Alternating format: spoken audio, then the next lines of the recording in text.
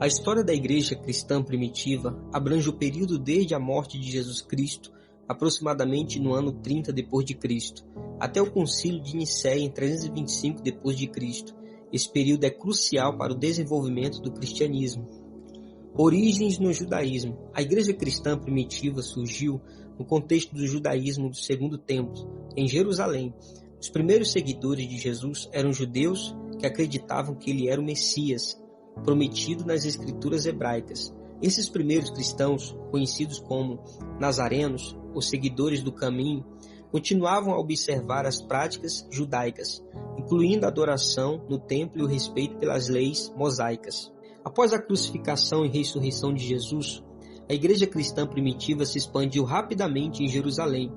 O evento conhecido como Pentecostes, quando os apóstolos receberam o Espírito Santo, é considerado o início formal da igreja.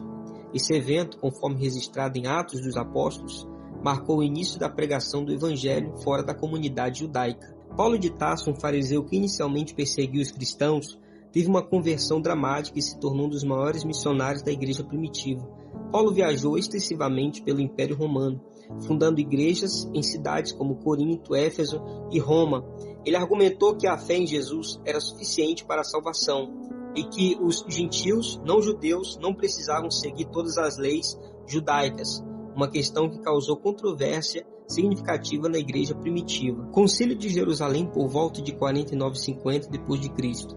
A controvérsia sobre se os gentios deveriam seguir as leis judaicas levou ao Concílio de Jerusalém, onde foi decidido que os gentios podiam se tornar cristãos sem se converterem ao judaísmo.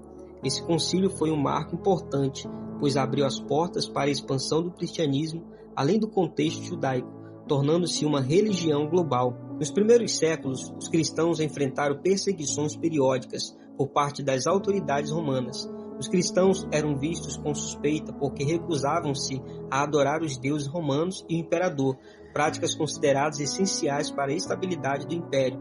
Muitos cristãos conhecidos como mártires foram executados por sua fé. Esses eventos fortaleceram a identidade cristã e a solidariedade entre os fiéis. Durante esse período, os textos do Novo Testamento foram escritos, incluídos os evangelhos e as cartas de Paulo e outros escritos. Esses textos circulavam entre as comunidades cristãs e, gradualmente, uma lista de livros sagrados começou a se formar. Além disso, surgiram debates teológicos importantes como a natureza de Cristo, se ele era totalmente humano, totalmente divino, ou ambos, e a relação entre o Pai e o Filho, questões que continuaram a ser discutidas nos séculos seguintes. No segundo século, o cristianismo continuou a se expandir, com comunidades estabelecidas em grande parte do Império Romano e além. O crescimento trouxe desafios, como o surgimento de heresias, doutrinas consideradas desviantes, o que levou a um esforço para definir a ortodoxia cristã. Líderes como Inácio de Antioquia, Policarpo de Esmina e Justino Marte foram fundamentais na defesa da fé e na articulação das crenças cristãs. A estrutura da igreja começou a se organizar mais formalmente com o surgimento de bispos, presbíteros e anciãos e diáconos.